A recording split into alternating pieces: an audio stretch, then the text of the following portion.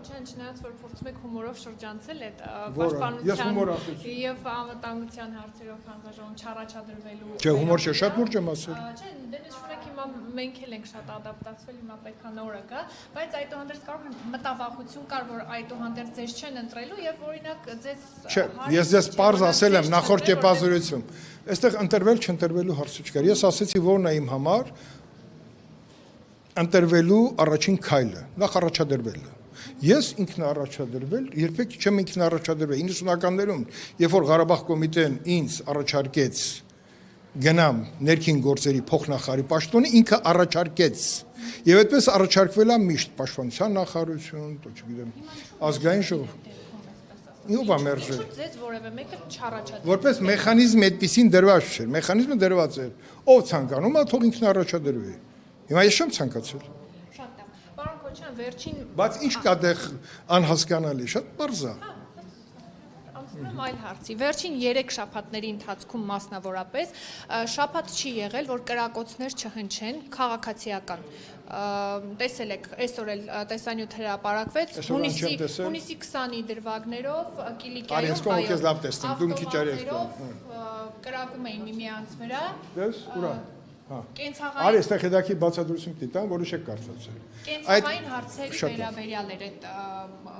վիճաբանությունը եղել, որտեղ կրակոցներ էին հնչել, դրան նախորդել էր նաև Մուրացան փողոցում 30 անգամ Բաքում։ Դրանից ավելի առաջ տեղի ունեցել Արաբկիրը ամենածավալումն է, գիտեք որ առումով, որ մեկ էլ պարզվեց, որ թաքցրած զենքերով լիքը մարդ կա, 40 հոգի զենքերը անել են եւ անիմաստ իմ սիրած բառոկերում ախմախ ինչ որ պատմության մեջ սկսեցին իրար գնդակարել, կրակել։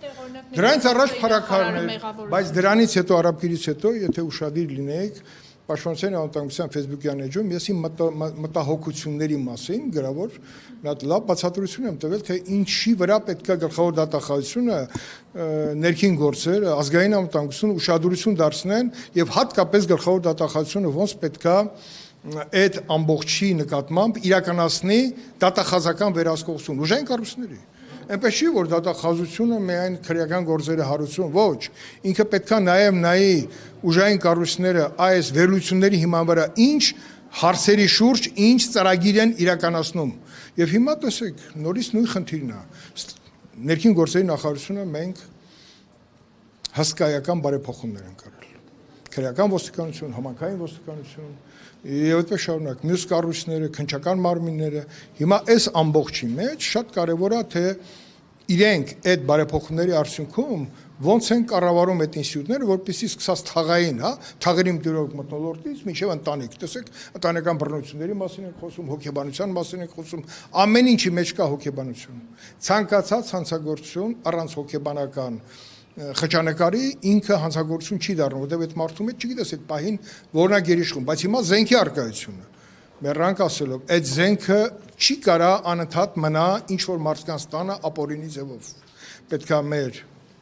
անվտանգության մարմինները զենքի խնդիրը լուծեն տեսեք զենքի մասին օրենք ընդունեցինք մտածում ենք որ այդ օրենքով ով որ օրինական իրավունք ունենա զանը զենք պահելու նա այդ զենքը երբեք չի կարի այո օրինական զենքը չի կրակում բայց անօրինական զենքերի հսկայական ցավալ կա որտեվ 44 օրյա պատերազմը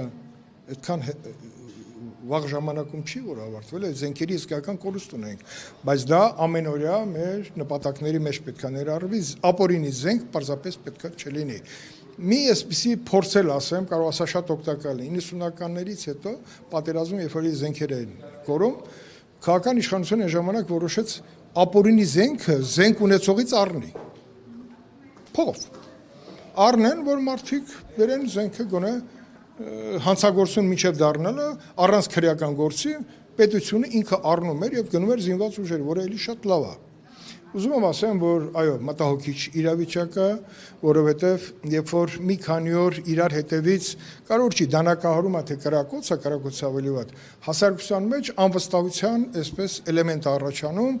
երկրում անվտանգ ապրելու, որովհետև այսօր մեր երկրի գրավությունը նաև կախված է նրա հետ, որ մեր երկիրը համարվում է անվտանգ երկրներից մեկը։ Դրա համար տուրիզմը զարգանում է, փողոցում անվտանգ քայլում են, աղջիկ ունեցողները շատ չեն մտահոգվում։ Բայց մարդը, եթե կրակեց, կարող է այդ գնդակը կողքինին ոչ միայն վնասի, այլ կյանք խլի։ Բացի դատախազությունից, պարոն Քոչարյան, այլ մարմիններում պաշտոնանկություններ չպիտի լինեն։ Պաշտոնանկություն, նայեք, պաշտոնանկությունը որպես վերջնարդյունք, եթե տեսնում են, որ լուծումները չի տրվում եւ համապատասխան ղեկավարը չի կարողանում իրավիճակի թելադրանքից ելնելով համապատասխան կառույցը այնպեսի վիճակի բերի, որպեսզի էֆեկտիվ լինի իրենց արժեվ դրված քաղաքական խնդիրը, լուծեն քաղաքական խնդիրը պայքար անօրինականության եւ հանցավորության դեմ։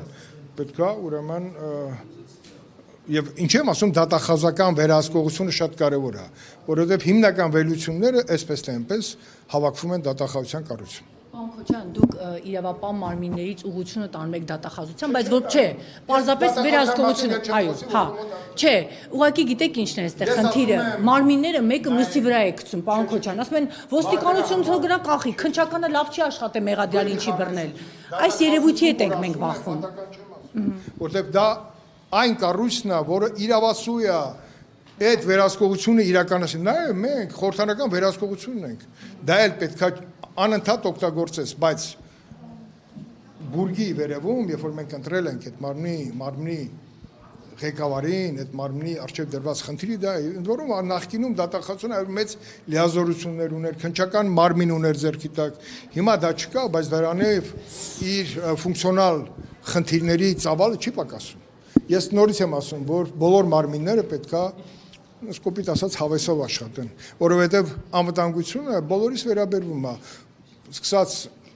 տրանսպորտի հետ կապված խնդիրներից, նաև պատահարներից, որովհետև դու չգիտես վաղ այդ տրանսպորտի մեջ ես լինելու, թե փողոցում ես լինելու, եւ քո վրայով ինչ-որ մեկ անցնելու է մեքենայով։ Դուք նշեցիք ներողություն եմ խնդրում, որ իրավապահ մարմինները պետք է լավ աշխատեն, բայց նույն կերպ հարց է առաջացնում հանրության մոտ։ Նույն իրավապահ մարմնի ներկայացուցիչի ներկայությամբ պաշտոնատար անձի եղբայրը, Կոնջորյանի եղբայրը, հայոյում է պարոն Քոչարյան եւ պարեկային ծառայողը որևէ քայլ չի անում։ Հայոյանքը հնչում է, պարեկային ծառայողը ուղեկցում է։ Հիմա ներքին գործերի նախարարություն կա ծառայողական հանրության մոտ հարց է առաջանում։ Եթե իրավապահ մարմինը ես կարող ասեմ, որ պարլամենտն էլ հսկայական անելիք ունի։ Սկսած հարց ու պատասխանների ռեժիմը։ Ով է խանգարում, որ այդ հարցադրումները դուք որպես լրագրող ինձանից հիմա որպես պատգամավոր ուզում եք լսեք, հիմա դուք կտեսնեք նաև իմ որպես պատգամավոր, ինչպեսի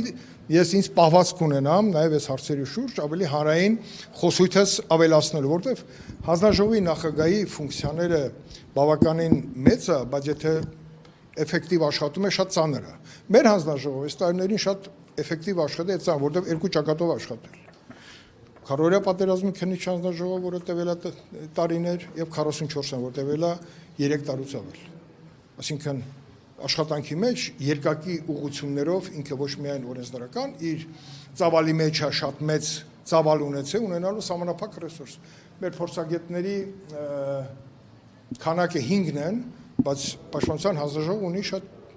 լավ փորձագետներ, ընդ որում եւ բանակի հետ կապված եւ ներքին գործերի մենք փորձագետ ունենք, որի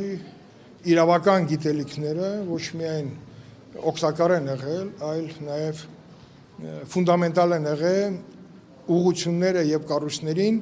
ճիշտ ուղղորդելու եւ թիրախային իրենց առաջադրանք իջեցնելու համար։